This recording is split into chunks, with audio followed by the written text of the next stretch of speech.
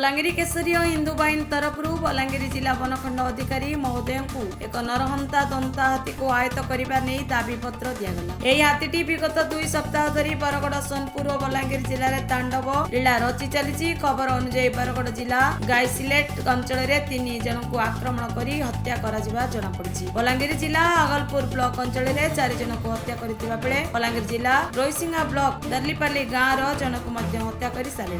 गतकाली बलांगीर जिला सीमावर्ती सोनपुर जिला माटियापाली ग्रामर जनक हत्या करिछि। एही अंचलर वन विभाग अधिकारी को बारंबार हाथी विषय अवगत कले भी हास्यास्पद उड़ाउछंती। एणु आज बलांगीर जिला केसरीय हिंदू बाहिनी प्रदेश महामंत्री श्री संतोष कुमार बड़ों नेतृत्व में एक टीम गठन होई आज जिला वनखंड अधिकारी को भेटी हाथीर दौरात्म्य विषय वर्णना करने सह ट्रांकुलाइजर लगाई शीघ्र केमिति हाथी को काबू करी हाथी को अन्यत्र स्थानांतर करा जाई परिबो सेतिपई एक दाबी पत्र प्रदान करथिले। तसहित हाथी आक्रमण में मृत्युवरण करथिबा व्यक्ति परिवार वर्ग को 10 लाख टंका क्षतिपूरण देबा पई दाबी करा जायछि। यथाशीघ्र जदि केसरीय हिंदू बाहिनी दाबी पूरण करा नकले आगामी दिन में केसरीय हिंदू बाहिनी बलांगीर जिला तरफर राजरास्ता को ओह्लाइबा सह तीव्र आंदोलन करिबो बोली घोषणा करा गइतिला।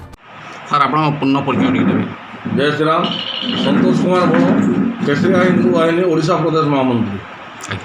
आज आपण बलांगीर डीएफओ को गोटे दाबी पत्र देथिले कौन थिला आपण दाबी को ऊपर दाबी पत्र देथिले? आज्ञा देखुन गोटे पागल नरहंता हाथी बलांगीर जिला बरगड़ जिला एवं सोनपुर जिलार किसी अंचल रे तार तांडव लीला चली दीर्घ 8-10 दिन धरी वन विभाग पक्षर कौन कार्यानुष्ठान वर्तमान पर्यंत नहीं होबार तली। प्रथम से नरहंता हाथी बलांगीर सीमावर्ती बरगड़ जिला गायसिलेट ब्लॉक रे 3 जन को हत्या कला परे बलांगीर जिला आगलपुर अंचल रे आगलपुर ब्लॉक रे 4 जन को हत्या कला। ता परवर्ती समय से लुईसिंगा अंचल गोटे व्यक्ति विशेष को हत्या कला। गत काली बलांगीर सीमावर्ती सुवर्णपुर जिला माटियापाली ग्राम रे मध्य से जड़े व्यक्ति विशेष को हत्या करिछि। पाखापाखि 10 दिन भितर से 8 ରୁ 9 जन को हत्या कर सारानी। एवं से ग्रामवासी माने जेतेबेले से अंचल रेंजर महाशय को जनाउछंती रेंजर महाशय को प्रतिक्रिया अति हास्यास्पद। से कहते वर्तमान आम धरी पारिबु नहीं, एटा सरकारी प्रक्रिया 8 मास पर धरिबु 9 मास पर धरिबु आम किछि करि पारिबु नहीं। जद्वारा कि ग्रामवासी माने आज केसरिया हिंदू बाहिनी द्वारस्थ होइतिले। आमे आज डीएफओ महाशय को वनखंड अधिकारी बलांगीर महाशय को आज दाबी पत्र देइथिलु। एई दाबी पत्र रे आमे उल्लेख करिछु जे यथाशीघ्र से हाथी को ट्रैंकुलाइजर लगा जाई ताकू आयत्त करा जाऊ ताकू धरा जाऊ एवं कौन चिड़ियाखाना हस्तांतर करा जाऊ नचेत आगामी दिन में से हाथी से अंचल में बहुत क्षति करने को अनुमान करा जाउछि। लोकों मन में कोकुआ भय सृष्टि हो सारी एवं लोक डर रे घर दिन बेला भी बाहर नहांती। से आम आज वनखंड अधिकारी महोदय को दाबी पत्र देइछु। आपण को आपण दाबी पत्र देला परे कि प्रकार प्रतिश्रुति देचंती ना धन्यवाद दौचु वनखंड अधिकारी को। से कहले आमको प्रतिश्रुति देले जे यथाशीघ्र आम कागज पत्र करी आम 3टा जाक जिलार वनखंड अधिकारी सहित जोगाजोग करी बरगड़ सोनपुर एवं बलांगीर निजे से अछंती 3टा जाक जिलार वनखंड अधिकारी सहित जोगाजोग करी आम हाथी को यथाशीघ्र आयत को आणिबु धरिबु बोली से प्रतिश्रुति देइछंती। जदि आगामी दिन में वन विभाग तरफ कौन प्रकार जदि कार्यक्रम न करागला किसी पदक्षेप न निगला ताहले केसरिया हिंदू बाहिनी तरफ आंदोलन करा जिवो, तीव्र आंदोलन करा जिवो एवं दरकार पड़े राजरास्ता को ओह्ला जिवो। मृत परिवार पाई कौन क्षतिपूरण दाबी करते? आज्ञा मृत परिवार पाई आम सरकारी स्तर में 10 लाख टंका प्रत्येक परिवार को आम दाबी करिछु। क्षतिपूरण हिसाब से सरकार 10 लाख टंका दौ बोलिक आम दाबी करिछु। जदि राज्य सरकार से जिन सब न शुणे ताले केसरिया हिंदू बाहिनी आंदोलन करियो। आपण डीएफओ महाशय को साक्षात कला परे तरफ काना प्रतिश्रुति पाइले? आम धन्यवाद दौचु डीएफओ महाशय को।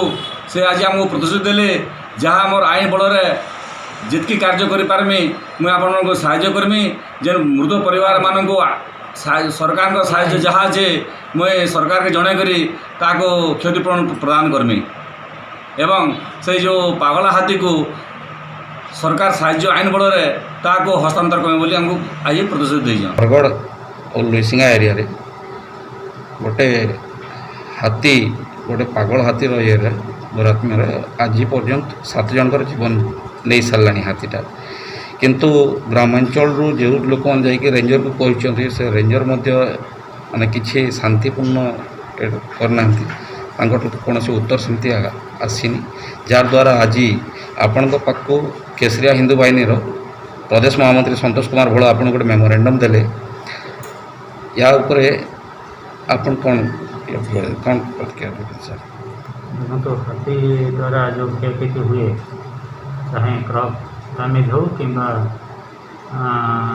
किसी मनीष जीवन हानि हुए कि सीवियरली इंजर्ड हुए कहती से केस क्षतिपूरण देवार व्यवस्था सरकारी नियम अच्छी एवं से सरकारी नियम हिसाब से आमर जो गोटे क्रॉप डैमेज हुए से केस पर एकर 10,000 एवं जदि कैश क्रॉप डैमेज हुए पर एकर 12,000 एवं जदि गोटे सीवियर इंजुरी हुए परमानेंट इंजुरी हो जाए ह्यूमैन बींग तार 1 लाख टंका एवं जदि डेथ हो गला ताले तार लीगल हेयर को 4 लाख टंका ये दबार व्यवस्था अच्छी।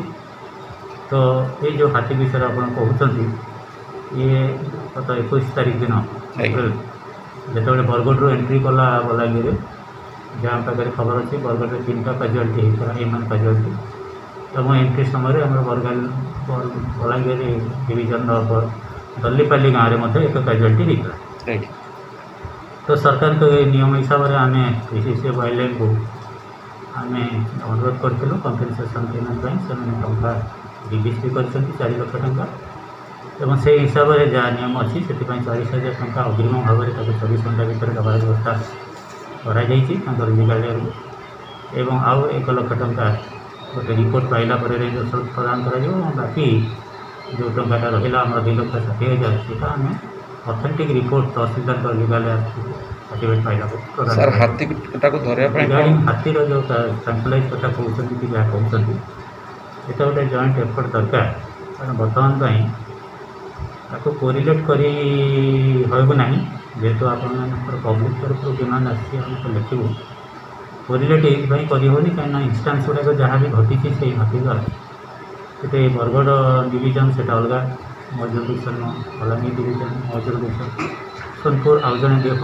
कंट्रोल रोचे तेणु यहाँ गोटे कमांड एफर्ट हवा कथा से जहाँ भी हो जेहेतु आम तरफ पब्लिक तरफ गोटे आसी भयर वातावरण सृष्टि कर in between Bargarh and Sonpur Balangir रोचे जावास बाट तो निश्चित भाव में मो पीसीसी वाइल्ड लाइफ को विधिवत भाव में चिठी करी हाथी की ये स्थानांतर करने जहाँ व्यवस्था अच्छी नीति नियम कर। सुवर्णपुर सूर्यनारायण पाड़ीकर फॉर TV1 इंडिया न्यूज।